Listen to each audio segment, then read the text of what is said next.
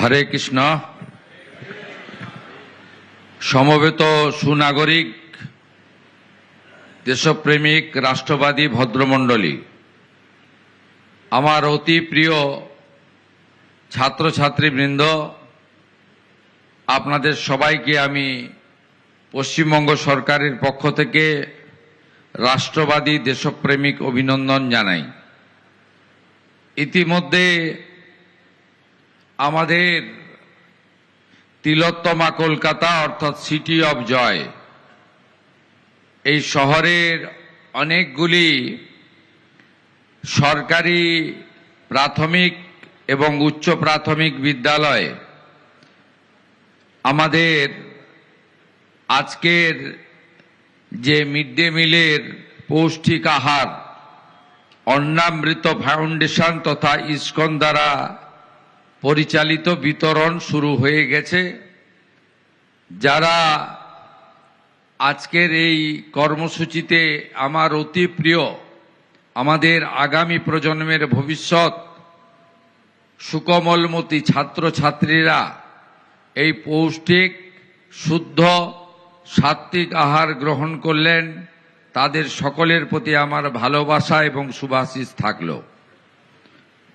আমাদের এই ব্যবস্থা নিয়ে ইতিমধ্যে ইসকনের পক্ষ থেকে এবং রাজ্য সরকারের পক্ষ থেকে মুখ্য সচিব মহোদয় বক্তব্য রেখেছেন।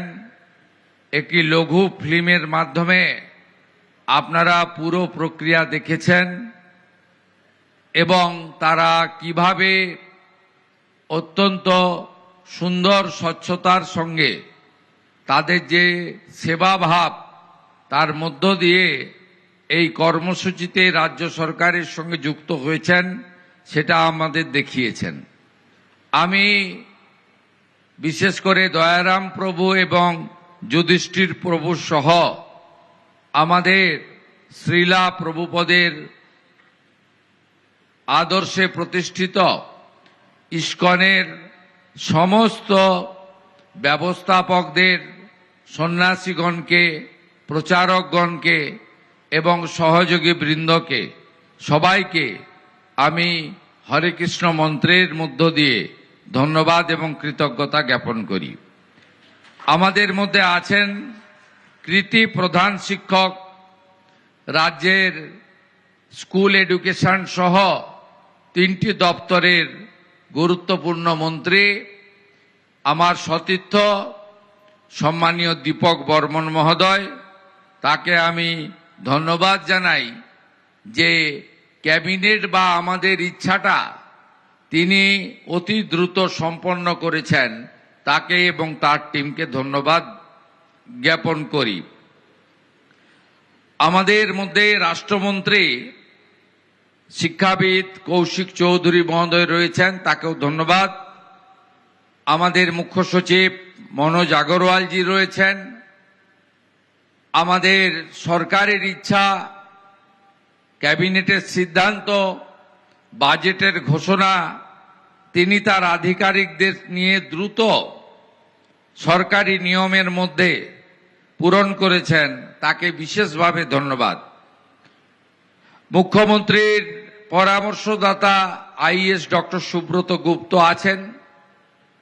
আমাদের শিক্ষা দপ্তরের সমস্ত বিভাগেরই যিনি প্রধান সচিব এসিএস পদমর্যাদার বিনোদ কুমারজি রয়েছেন। আমাদের বিধায়ক, আমাদের রাষ্ট্রমন্ত্রী ইউডিএমএ আমাদের উমেশ রায়জি এসেছেন, তাকেও ধন্যবাদ। তিনি একটু বিলম্বে পৌঁছেছেন, আমি তাকেও ধন্যবাদ জ্ঞাপন করি। আমার দুজন ভাতৃপ্রতিম বিধায়ক রয়েছেন, মাননীয় সৌরভ সিকদার এবং মাননীয় তরুণজ্যোতি তেওয়ারি। অত্যন্ত লড়াকু, পরিশ্রমী, উজ্জ্বল, ভবিষ্যৎময় আমার তরুণ সাথী, তাদের ধন্যবাদ। আমাদের মধ্যে উপবিষ্ট আছেন কলকাতা মিউনিসিপ্যাল কর্পোরেশনের প্রশাসক তথা কমিশনার শ্রীমতী স্মিতা পান্ডে আইএস মহোদয়া এবং যাদের দুজনের নাম না বললে আমার মনে হয় আজকের কর্মসূচি অসম্পূর্ণ থেকে যাবে। আইএস বিভু গোয়েল এবং মাননীয়া পারমিতা রায় মহোদয়া আধিকারিক, এরা দুজন কিন্তু যথাসময়ে এই বিষয়টাকে সম্পূর্ণ কার্যকর করেছেন এবং সম্মানিত মঞ্চ। বিষয়টা আপনারা জেনে গেছেন, এটি একটি আমাদের আধুনিক এবং অত্যন্ত প্রয়োজনীয় উদ্যোগ। কারণ আমরা মনে করি যে এই পিএম পোষণ যোজনার অন্তর্ভুক্ত এই পৌষ্টিক খাদ্য প্রদানের মধ্য দিয়ে আমাদের যে সমস্ত ছাত্রছাত্রীরা তারা সরকার এবং সরকার পোষিত বিদ্যালয়ে যায়, তাদেরকে সম্পূর্ণভাবে তাদেরকে স্কুলমুখী করা এবং তাদের প্রয়োজনীয় মানব সম্পদের পরিপূর্ণ বিকাশের ক্ষেত্রে এটি একটি উল্লেখযোগ্য অবদান।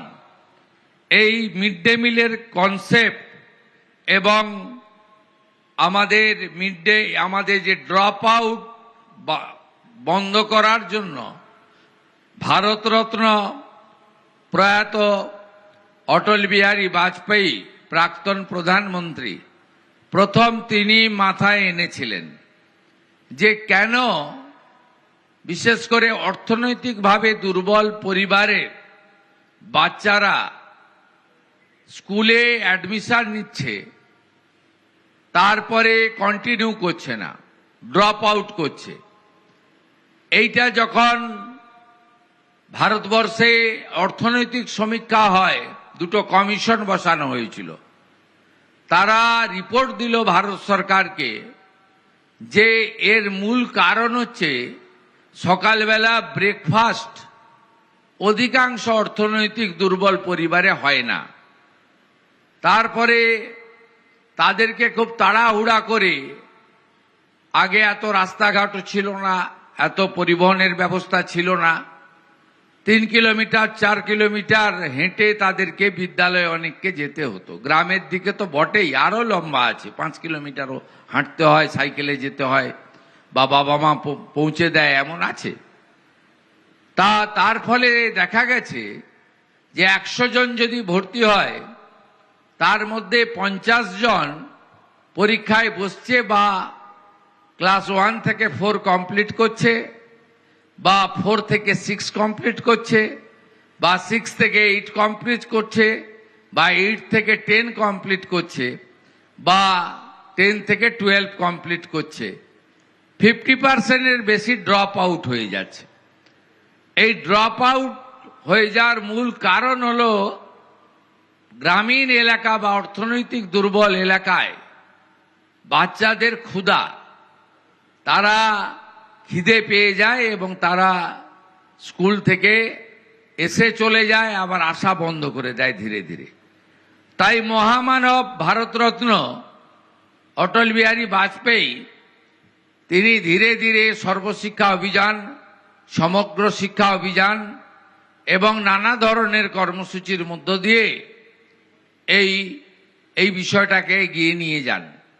বর্তমানে প্রধানমন্ত্রী নরেন্দ্র মোদীজি এই কর্মসূচিতে আগে মাত্র 3 টাকা করে বরাদ্দ ছিল, সেই বরাদ্দ আস্তে আস্তে বাড়াতে সরকারের সামর্থ্য অনুযায়ী তা তিনি বাড়ানোর ব্যবস্থা করেন এবং ধীরে ধীরে অনেক ব্যক্তিবর্গ, অনেক প্রতিষ্ঠান এগিয়ে আসে।